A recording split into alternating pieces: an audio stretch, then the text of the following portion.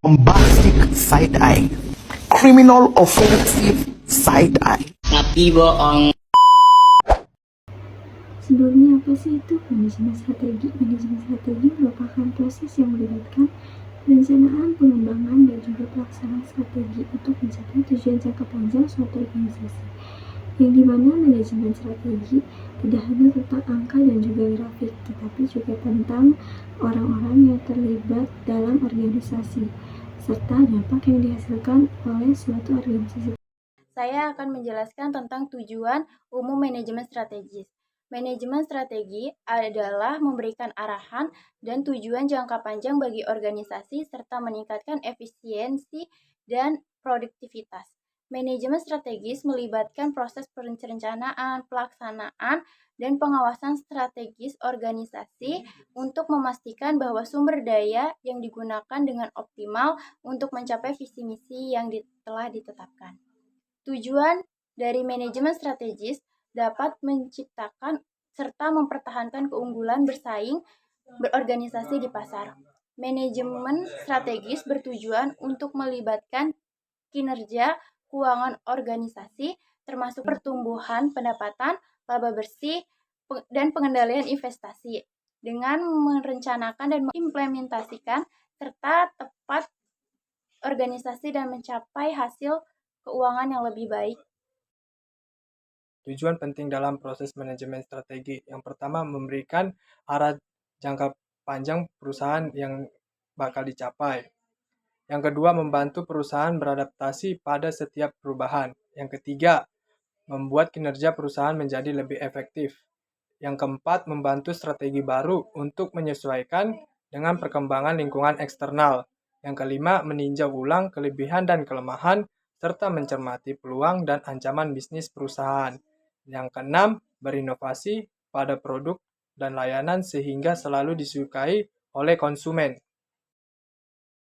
Selanjutnya yaitu mengenai fungsi-fungsi manajemen strategis. Yang pertama yaitu membantu membuat keputusan terbaik, yang kedua membantu proses adaptasi, yang ketiga meningkatkan keuntungan dan profit perusahaan, dan yang terakhir meningkatkan efektivitas dan efisiensi kegiatan operasional. Baik, selanjutnya itu materi mengenai proses penerapan manajemen strategi dalam bisnis. Di dalam materi kali ini, kita ini memiliki 3 tahapan. Tahapan yang pertama itu tahapan formulasi, tahapan yang kedua tahapan implementasi, dan tahapan yang terakhir tahapan evaluasi. Tahapan formulasi. Di tahapan formulasi ini memiliki poin-poin penting. Poin-poin yang pertama itu misi dan visi. Di dalam misi dan visi ini, kita itu menentukan arah dan tujuan utama dalam organisasi. Poin yang kedua, analisis internal dan eksternal. Di dalam analisis internal dan eksternal ini, kita mengidentifikasi kekuatan, kelemahan, peluang, dan ancaman dalam pembuatan strategi. Yang ketiga, pemilihan strategi. Kita ini memiliki cara terbaik untuk mencapai tujuan. Poin keempat, perumusan tujuan dan sasaran. Di dalam perumusan tujuan dan sasaran ini, kita menerapkan target yang ingin dicapai oleh perusahaan. Poin kelima, pengembangan rencana aksi.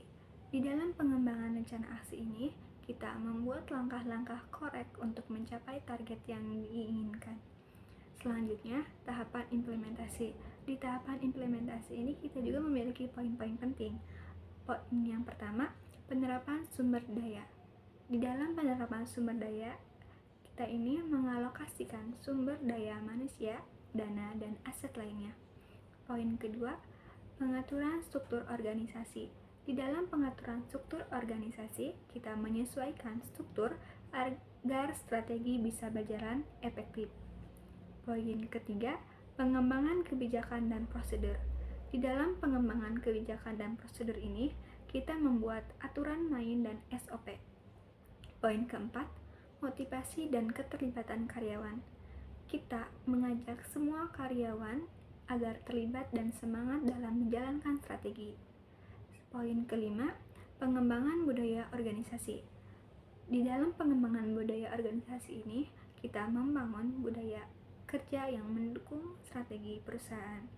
Selanjutnya itu tahapan evaluasi. Di tahapan evaluasi ini juga memiliki poin-poin penting. Poin yang pertama itu analisis SWOT atau analisis SWOT. Di dalam analisis SWOT ini, kita menilai kembali kekuatan, kelemahan, peluang, dan ancaman. Poin yang kedua itu pengukuran kinerja. Di pengukuran kinerja ini, kita melihat apakah target sudah tercapai. Poin ketiga, identifikasi tindakan perbaikan. Dalam identifikasi tindakan perbaikan ini, kita menentukan apakah yang perlu diperbaiki.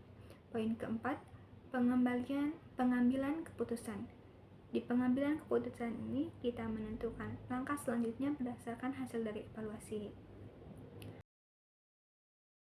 Materi selanjutnya itu mengenai tahapan dalam menyusun dan menerapkan manajemen strategi.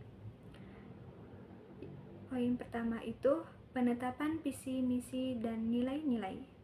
Di penerapan visi, misi, dan nilai-nilai ini, di sini perusahaan menentukan tujuan jangka panjang, alasan berdiri, dan nilai-nilai yang dipegang. Ini kok seperti kompas yang menuntun arahan perusahaan. Yang kedua itu, poin kedua, analisis lingkungan internal dan eksternal. Di dalam analisis lingkungan internal dan eksternal ini, perusahaan harus tahu kekuatan dan kelemahan di dalam serta peluang dan ancaman dari luar. Misalnya, dari pesaing atau perubahan pasar. Poin yang ketiga, perumusan strategi. Di dalam perumusan strategi ini, setelah tahu situasi perusahaan menyusun rencana atau strategi terbaik untuk mencapai tujuan. Poin keempat, implementasi strategi. Di dalam implementasi strategi ini, strategi tadi dijalankan oleh seluruh bagian perusahaan, mulai dari manajemen sampai dengan karyawan. Poin kelima, pengawasan dan penyesuaian. Di dalam pengawasan dan penyesuaian ini, perusahaan memantau jalannya strategi dan melakukan perubahan jika ada hambatan atau situasi baru. Selanjutnya itu elemen dasar yang dimiliki perusahaan dalam rencana strategis. Yang pertama yaitu pernyataan visi. Pernyataan visi adalah gambaran masa depan yang diinginkan oleh perusahaan. Ini menjadi titik orientasi yang menginspirasi dan memberikan arah kepada seluruh tim dalam organisasi. Yang kedua yaitu pernyataan misi. Pernyataan misi merinci tujuan dan komitmen perusahaan dalam menjalankan operasinya saat ini, serta bagaimana mereka berkontribusi terhadap pencapaian visi jangka panjang. Selanjutnya yaitu nilai inti. Nilai inti adalah prinsip-prinsip, etika dan budaya yang membimbing perilaku dan keputusan di seluruh organisasi. Ini membentuk identitas dan citra perusahaan. Yang keempat yaitu analisis SWOT. Analisis SWOT membantu perusahaan mengidentifikasi kekuatan, kelemahan, peluang, dan ancaman dalam lingkungan internal dan eksternal. Ini menjadi dasar bagi pengembangan strategi. Yang kelima yaitu tujuan jangka panjang. Tujuan jangka panjang menguraikan pencapaian yang ingin dicapai dalam waktu 3 hingga 5 tahun. Ini adalah penerjemahan konkret dalam visi perusahaan. Yang keenam yaitu tujuan jangka pendek. Tujuan jangka pendek fokus pada pencapaian dalam 1 tahun. Mereka harus spesifik, terukur, dan dapat dicapai, realistis, dan memiliki batasan waktu. Yang terakhir yaitu rencana aksi. Rencana aksi merinci langkah-langkah taktis yang harus diambil oleh departemen dan individu untuk mencapai tujuan. Ini adalah bagian paling rinci dari rencana strategis, mengatur tugas harian dan tanggung jawab setiap anggota. Baik, kesimpulan presentasi kali ini, manajemen strategi merupakan proses penting yang melibatkan perencanaan, pelaksanaan serta evaluasi strategi untuk mencapai tujuan jangka panjang suatu organisasi. Tujuan utamanya adalah memberikan arah yang jelas, meningkatkan efisiensi operasional, serta menciptakan dan mempertahankan keunggulan kompetitif di pasar. Dengan menerapkan manajemen strategi yang tepat, perusahaan dapat lebih adaptif terhadap perubahan, meningkatkan kinerja keuangan, dan memastikan stabilitas serta pertumbuhan jangka panjang.